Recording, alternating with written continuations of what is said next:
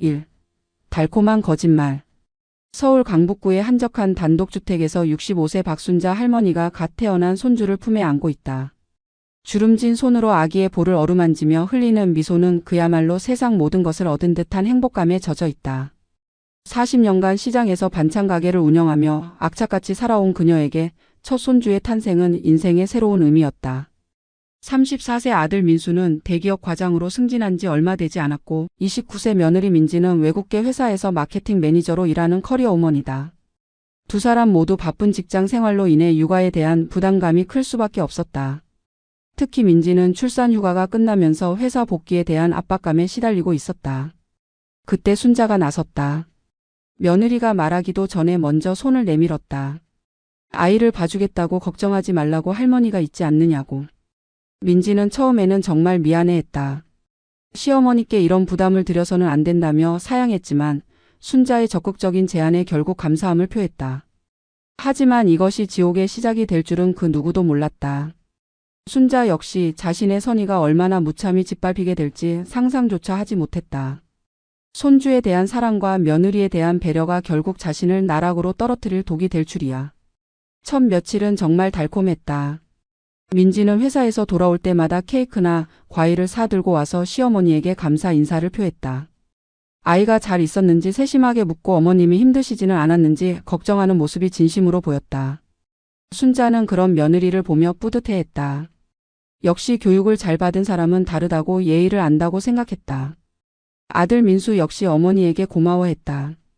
회사에서 돌아와 피곤해하는 아내를 보며 어머니가 아이를 봐주신 덕분에 아내가 직장을 계속 다닐 수 있다고 감사 인사를 표했다. 가족단체 채팅방에는 손주 사진과 함께 감사 메시지들이 끊이지 않았다. 하지만 달콤한 꿀에는 항상 독이 숨어 있는 법이다. 감사함은 점점 당연함으로 변해가고 있었고 며느리의 부탁은 서서히 그 본색을 드러내기 시작했다. 순자는 아직 그것을 알아채지 못했다. 손주가 너무 귀여워서 그리고 가족이 화목한 것이 너무 좋아서 모든 것이 장밋빛으로만 보였다. 선의가 의무로 변하는 순간. 민지의 부탁은 처음에는 정말 소소했다. 병원에 검진을 받으러 간다, 장을 보러 마트에 간다, 친구와 점심 약속이 있다. 모두 2~3시간 정도면 충분한 일들이었다. 순자는 기꺼이 손주를 봐주었다. 7개월 된 손주 지호는 정말 천사 같았다. 잘 먹고 잘 자고 할머니만 보면 방긋 웃어주는 아이였다. 그런데 언제부터인가 시간이 길어지기 시작했다. 2~3시간이던 부탁이 반나절이 되고 반나절이던 것이 하루 종일로 늘어났다. 민지는 친구들과의 모임이 길어졌다고 쇼핑하다 보니 시간을 놓쳤다고 미용실에서 파마를 하는데 생각보다 오래 걸린다고 연락했다. 처음에는 정말 미안해하는 목소리였다. 하지만 순자의 몸은 점점 지쳐갔다. 65세의 나이에 7개월 아기를 하루 종일 돌보는 것은 생각보다 훨씬 힘든 일이었다. 기저귀를 갈고 분유를 타고 아이가 울면 달래고 잠들 때까지 업고 다니는 일의 반복. 젊은 엄마들도 힘들어하는 일을 혼자서 감당해야 했다. 더욱 속상한 것은 아들의 태도였다. 민수는 어머니가 힘들어하는 모습을 보고도 오히려 어머니를 격려했다. 손주랑 있을 때 제일 행복해 보이신다며 지호도 할머니를 제일 좋아한다며 마치 이것이 자연스러운 일인 양 받아들였다. 아내의 편의를 위해서는 어머니의 희생을 당연시하는 모습이었다. 이웃들의 시선도 부담스러웠다. 매일같이 유모차를 끌고 나타나는 순자를 보며 사람들은 수군댔다. 며느리는 어디 갔는지 젊은 사람들은 편하게 살고 시어머니만 고생한다고 요즘 젊은 엄마들은 책임감이 없다고. 그런 말들을 들을 때마다 순자의 가슴은 답답했다. 특히 충격적이었던 것은 어느 날 민지가 했던 말이었다. 순자가 허리가 아프다고 하소연을 했더니 민지는 대수롭지 않게 말했다. 어머님은 손주 보시는 걸 정말 좋아하시잖아요. 지호도 할머니한테만 잘 맡겨지고요. 어머님이 계셔서 정말 다행이라고. 마치 순자가 개인적인 취미로 아이를 돌보고 있는 것처럼 말하는 것이었다. 그날 밤 순자는 잠을 이루지 못했다. 정말 자신이 좋아서 하는 일인가? 손주가 귀엽기는 하지만 이렇게까지 희생해야 하는 것인가? 자신의 삶은 어디로 사라진 것일까? 수십 년간 운영해온 가게도 제대로 돌볼 수 없을 정도로. 육아에 매달려 있는 자신의 모습이 초라하게 느껴졌다. 하지만 손주를 생각하면 마음이 약해졌다. 이 아이에게는 할머니가 필요하다고 부모가 바쁜데 누가 돌봐주겠는가 하는 생각이 들었다. 그렇게 순자는 자신을 달래며 다시 일상으로 돌아갔다. 하지만 속으로는 불만이 쌓여가고 있었다. 3. 당연함이 된 희생, 사라진 감사. 시간이 흐를수록 민지의 태도는 노골적으로 변했다. 더 이상 미안해하지 않았다. 오히려 당연한 일인 양 행동했다. 어머님, 오늘도 지호 좀 봐주세요. 내일 친구들이랑 백화점 가기로 했는데 지호 맡겨도 되죠? 이번 주말에 남편이랑 데이트하고 싶은데 하루만 봐주실 수 있으세요? 말투부터 달라졌다. 처음에는 정말 죄송하다며 조심스럽게 부탁하던 것이 이제는 마치 당연한 서비스를 요청하는 것처럼 변했다. 심지어는 미리 말도 없이 계획을 세운 후에 나중에 통보하는 경우도 생겼다. 이미 약속을 잡아놨다며 어차피 어머님도 지호 보는 거 좋아하시잖아요 라고 말하는 것이었다. 더욱 가관인 것은 민지가 친구들 앞에서 시어머니를 자랑하는 모습이었다. 어느 날 우연히 들은 전화통화에서 민지는 친구에게 자신이 얼마나 운이 좋은지 이야기하고 있었다. 시어머니가 육아를 완전히 맡아주셔서 자신은 전혀 스트레스가 없다고 마치 자신이 특별한 혜택을 누리는 것처럼 자랑하는 것이었다. 그 순간 순자는 깨달았다. 자신이 며느리에게는 그저 무료 베이비시터일 뿐이라는 것을. 가족이라는 이름으로 포장된 노동력 착취였다. 자신의 시간과 건강과 삶을 희생해가며 제공하는 서비스가 며느리에게는 그저 당연한 것이 되어버린 것이다. 순자의 몸은 한계에 다다르고 있었다. 무릎과 허리의 통증은 날로 심해졌고 밤에는 아이 울음소리 때문에 제대로 잠을 잘 수 없었다. 지호가 밤에 깨서 울면 민지는 피곤하다며 순자에게 맡기고 자신은 계속 잠을 잤다. 새벽에 아이를 달래며 거실을 왔다 갔다 하는 순자의 모습은 정말 처절했다. 건강검진을 받으러 갔더니 의사가 심각한 표정으로 말했다. 스트레스 수치가 너무 높고 혈압도 위험 수준이라고 무리하지 말고 휴식을 취하라고. 하지만 순자에게 휴식이란 사치였다. 매일같이 아이를 맡아줘야 했고 자신이 쓰러지면 그 아이는 누가 돌봐줄 것인가 하는 걱정뿐이었다. 그런 순자의 고충을 아들 민수는 전혀 이해하지 못했다. 오히려 아내 편만 들었다.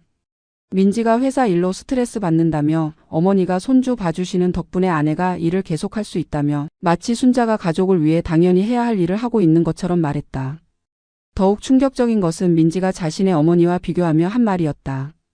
친정어머니는 나이가 많아서 아이를 못 봐주시는데 시어머니는 건강하시고 아이도 잘 봐주셔서 정말 감사하다고. 마치 순자의 희생이 그녀의 좋은 조건인 양 말하는 것이었다.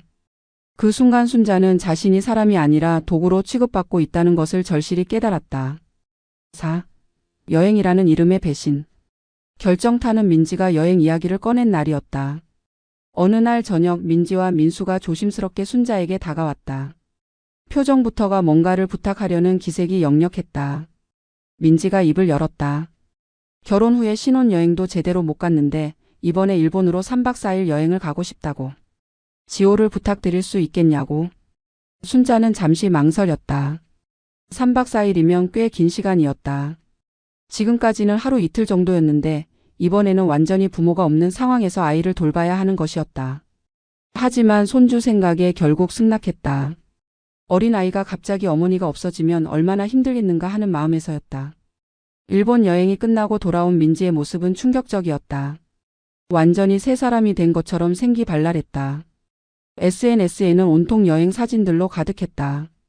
맛있는 음식, 아름다운 풍경, 행복한 부부의 모습들. 그동안 아이 때문에 받은 스트레스를 완전히 날려버린 것 같았다.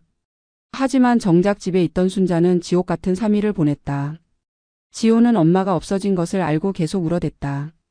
밤에는 더욱 심했다. 엄마를 찾으며 새벽까지 울부짖는 아이를 달래느라 순자는 1시간도 제대로 잠을 잘 수 없었다. 체력적으로도 한계였지만 아이의 울음소리를 들으며 가슴이 미어졌다. 그런데 이것이 끝이 아니었다. 일본 여행에서 돌아온 민지는 마치 마약에 중독된 것처럼 여행에 빠져들었다. 이번에는 태국으로 5박 6일을 가겠다고 했다. 일본이 너무 좋아서 이번에는 좀 더 긴 여행을 하고 싶다는 것이었다. 순자가 힘들다고 하자 민지는 어이없다는 표정을 지었다. 지호도 할머니한테 잘 맡겨지고 어머님도 손주 보는 걸 좋아하시잖아요 라고 말했다. 아들 민수는 더욱 가관이었다.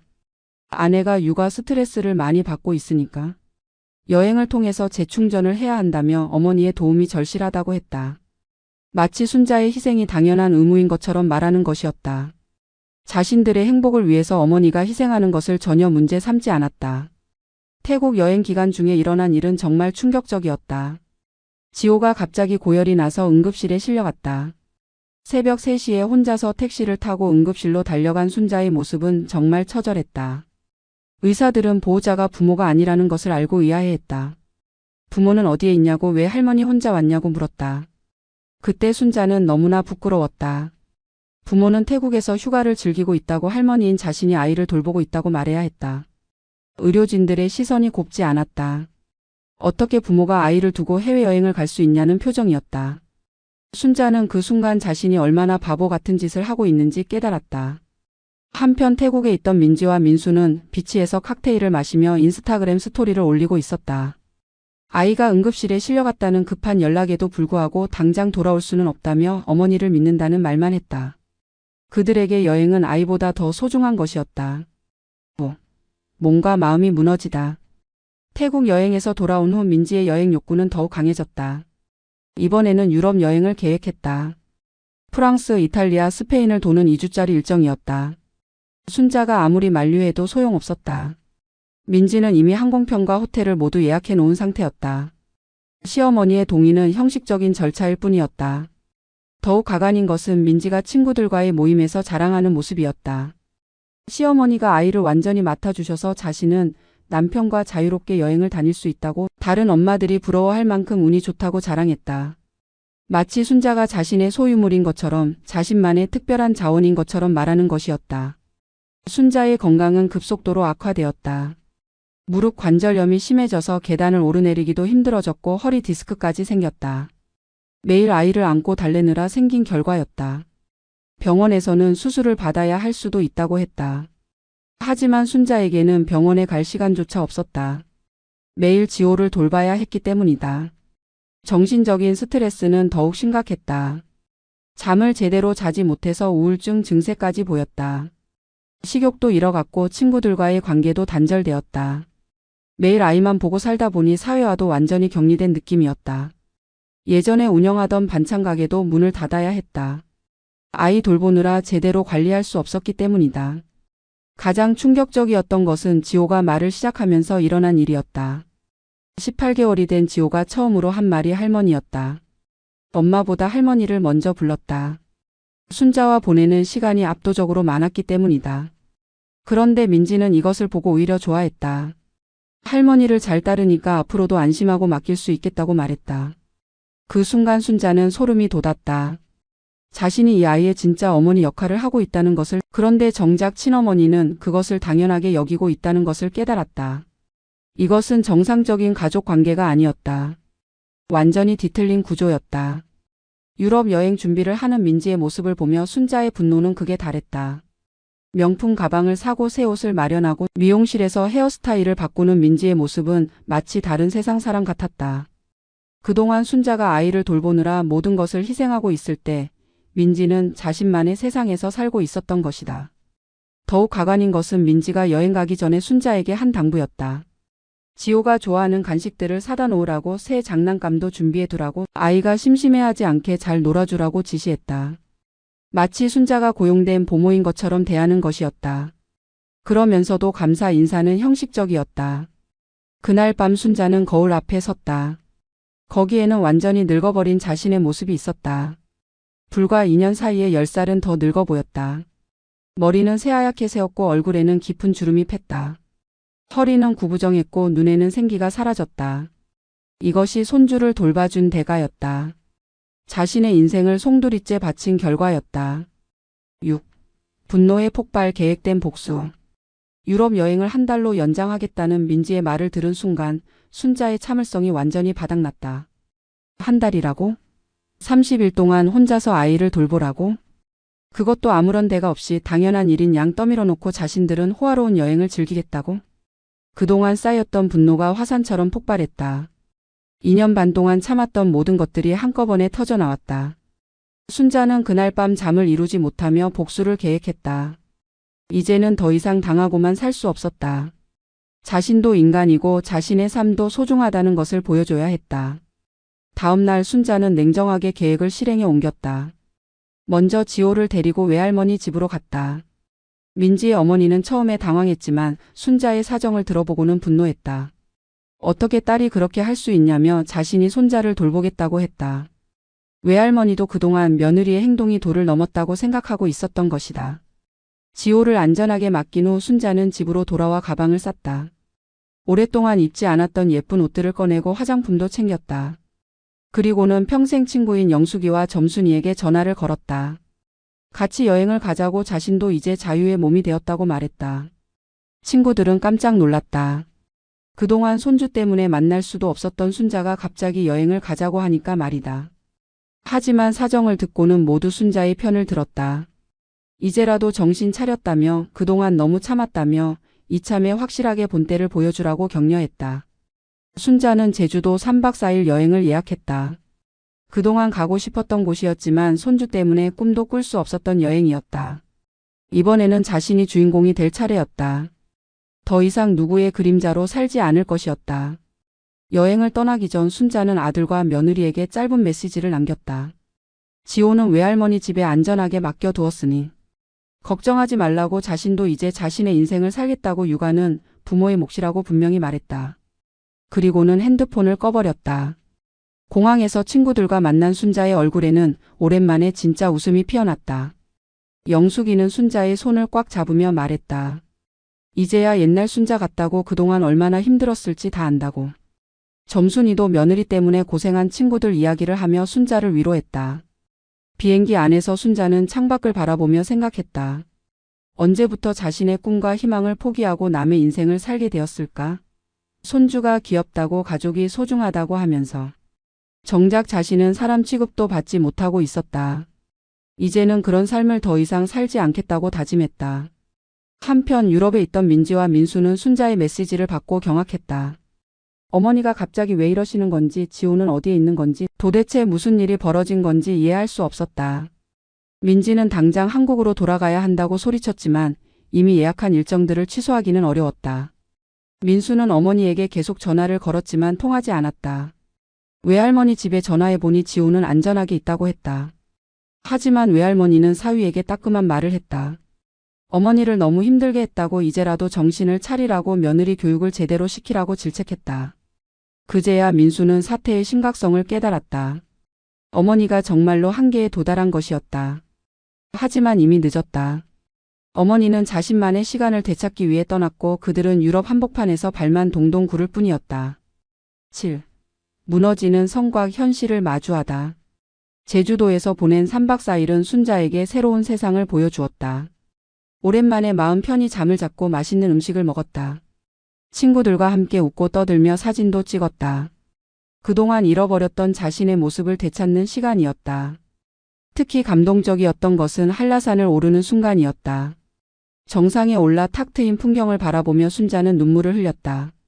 자신도 이런 아름다운 순간을 누릴 자격이 있다는 것을, 누군가의 그림자가 아닌 주인공으로 살 수 있다는 것을 깨달았다. 하지만 한국에서는 대혼란이 벌어지고 있었다. 유럽 여행을 급히 취소하고 돌아온 민지와 민수는 완전히 다른 현실과 마주해야 했다. 지호는 외할머니 집에 있었지만 외할머니도 나이가 있어서 오래 돌볼 수는 없는 상황이었다. 더욱 심각한 것은 회사 문제였다. 민지는 갑작스러운 여행 취소와 조기 귀국으로 인해 회사에서 문제가 되었다. 중요한 프로젝트를 진행 중이었는데 갑자기 연락이 안 되면서 동료들에게 피해를 주었다. 상사는 개인 사정으로 업무에 차질을 빚었다며 경고를 주었다.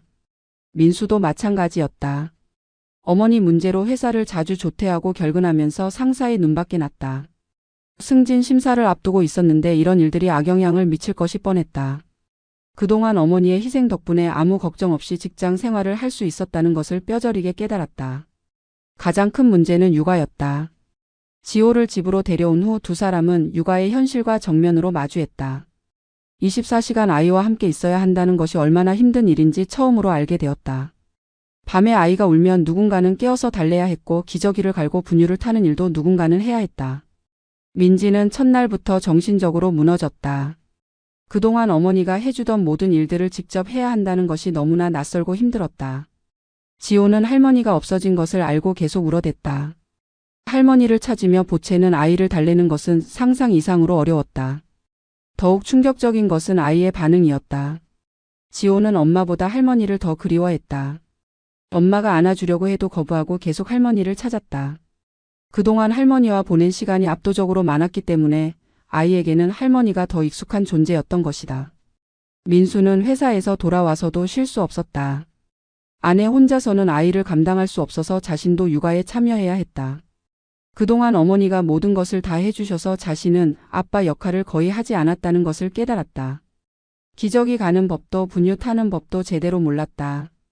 한 주가 지나자 두 사람은 완전히 지쳐 있었다. 잠을 제대로 못 자서 눈 밑에 다크서클이 생겼고 계속되는 스트레스로 인해 서로 짜증을 내기 시작했다. 그동안 어머니의 도움으로 인해 부부 관계가 평온했는데 이제는 육아 스트레스로 인해 갈등이 생기기 시작한 것이다. 8. 굴욕적인 사과와 거절. 제주도에서 돌아온 순자에게 아들과 며느리가 무릎을 꿇고 사과했다.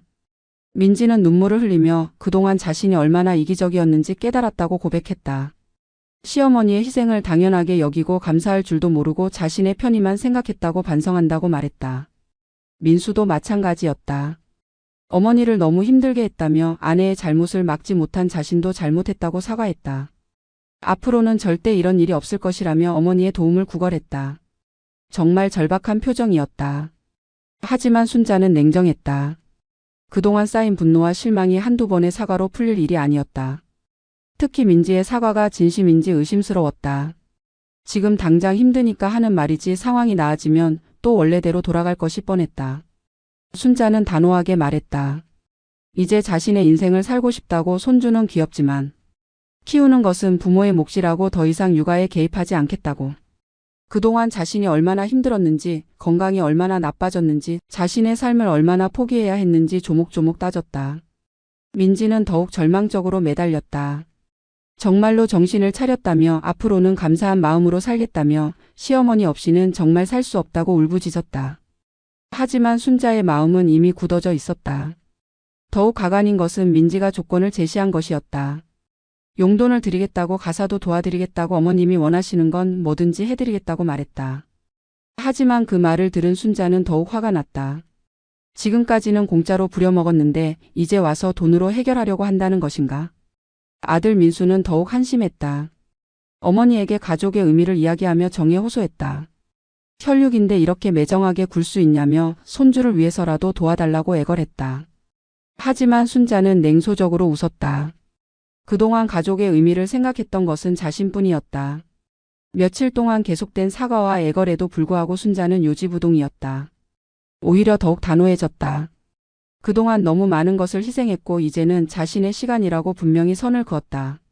손주를 보고 싶으면 가끔 놀러오는 정도만 허용하겠다고. 육아는 절대 도와주지 않겠다고 못을 박았다.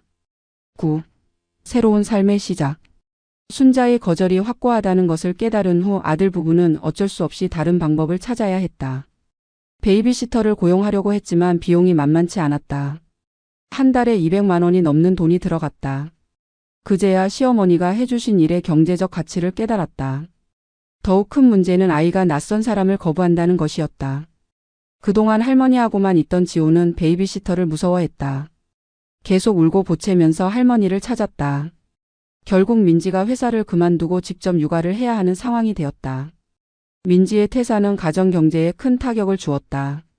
맞벌이 수입으로 계획했던 생활이 무너졌다. 여행은 꿈도 꿀 수 없게 되었고 생활비 절약을 위해 많은 것들을 포기해야 했다. 그동안 시어머니 덕분에 누렸던 풍요로운 생활이 얼마나 큰 특혜였는지 뼈저리게 느꼈다. 육아의 현실은 더욱 가혹했다. 24시간 아이와 함께 있으면서 민지는 정신적으로 무너져 갔다. 사회와 단절된 느낌, 자신의 정체성을 잃어가는 느낌, 끝없이 반복되는 육아의 무게가 그녀를 압도했다. 그제야 시어머니가 겪었던 고통을 조금이나마 이해할 수 있었다. 민수도 퇴근 후에는 육아에 참여해야 했다. 회사에서 힘들게 일하고 와서도 쉴 수 없었다. 아내의 육아 스트레스가 극심해서 자신이 돕지 않으면 가정이 무너질 것 같았다. 그동안 어머니 덕분에 아빠 역할을 거의 하지 않고도 편안했던 것이 얼마나 큰 혜택이었는지 깨달았다. 더욱 참담한 것은 주변 사람들의 시선이었다. 이웃들은 시어머니가 손주를 안 봐준다며 수군댔다. 며느리가 시어머니를 화나게 했나 보다. 요즘 며느리들은 시어머니한테 잘못한다더라. 시어머니가 화가 날 만도 하다는 말들이 들려왔다. 민지는 그런 시선들이 너무 부끄러웠다. 한편 순자는 완전히 새로운 인생을 시작했다. 오랫동안 미뤄왔던 일들을 하나씩 해나갔다. 노인대학에 등록해서 컴퓨터와 영어를 배우기 시작했다. 친구들과 정기적으로 만나 여행도 다니고 문화센터에서 요가와 댄스도 배웠다. 가장 뿌듯했던 것은 반찬 가게를 다시 열 수 있었다는 것이었다. 그동안 손주 때문에 포기했던 일이었는데 이제는 온전히 자신의 시간을 쓸 수 있게 되었다. 단골 손님들은 순자가 돌아온 것을 무척 반가워했다. 그동안 어디 갔었냐며 다시 장사하게 되어 다행이라고 말했다. 10. 진정한 반성과 변화. 몇 달이 지나면서 아들 부부의 삶은 완전히 바뀌었다. 육아의 현실을 직접 겪으면서 그들은 진정으로 변했다. 더 이상 당연한 것은 없다는 것을, 모든 도움에는 감사해야 한다는 것을 뼈저리게 깨달았다. 특히 민지의 변화가 컸다. 그동안 자신이 얼마나 이기적이고 무책임했는지 진심으로 반성했다. 시어머니에게 했던 행동들을 하나하나 돌이켜보며 부끄러워했다. 육아가 얼마나 힘든 일인지, 시어머니가 얼마나 큰 희생을 했는지 이제야 제대로 이해할 수 있었다. 민수도 마찬가지였다. 아내 편만 들고 어머니의 희생을 당연시했던 자신을 반성했다. 아버지로서의 책임도 제대로 하지 않으면서 어머니에게만 의존했던 것을 뼈아프게 후회했다. 이제는 진짜 아버지가 되어야 한다는 책임감을 느꼈다. 가장 큰 변화는 가치관이었다. 그동안 여행과 자유를 최고의 가치로 여겼던 민지는 이제 가족의 소중함을 깨달았다. 아이와 함께 보내는 시간이 때로는 힘들지만 그것도 부모로서 겪어야 할 소중한 경험이라는 것을 알게 되었다. 순자는 가끔 손주를 보러 왔다. 하지만 예전과는 완전히 다른 방식이었다. 정해진 시간에 와서 잠깐 놀아주고 가는 것이었다. 육아의 책임은 절대 지지 않았다. 아들 부부도 더 이상 그것을 기대하지 않았다. 오히려 순자가 올 때마다 아들 부부는 최대한 예우를 표했다. 맛있는 음식을 준비하고 편안하게 모시려고 노력했다. 그동안 어머니를 얼마나 함부로 대했는지 반성하며 이제라도 제대로 효도하려고 했다. 지호도 점차 부모에게 적응해 갔다. 처음에는 할머니만 찾았지만 이제는 엄마 아빠와도 잘 놀았다. 오히려 이제는 더 건강한 애착 관계를 형성해 가고 있었다. 부모가 직접 키우는 것이 아이에게도 더 좋은 일이라는 것을 모두가 깨달았다. 1년 후 순자는 완전히 다른 사람이 되어 있었다. 건강도 많이 회복되었고 정신적으로도 안정을 찾았다. 자신만의 삶을 되찾으면서 생기도 돌아왔다. 친구들은 순자가 10년은 젊어졌다고 말했다. 반찬 가게는 더욱 번창했다. 순자가 온전히 집중할 수 있게 되면서 음식의 질도 높아지고 단골 손님도 늘어났다. 경제적으로도 더욱 독립적이 되었다. 누구에게 의존하지 않고 자신의 힘으로 살아갈 수 있다는 자신감을 되찾았다. 가장 중요한 것은 가족 관계가 정상화되었다는 것이었다. 이제 순자는 할머니로서의 역할을 적절하게 하고 있었다. 손주를 사랑하지만 키우지는 않았다. 가끔 만나서 예뻐해주는 진짜 할머니 역할을 하고 있었다. 아들 부부도 진짜 부모가 되었다. 육아의 어려움을 겪으면서 더욱 성숙해졌고 서로에 대한 이해도 깊어졌다.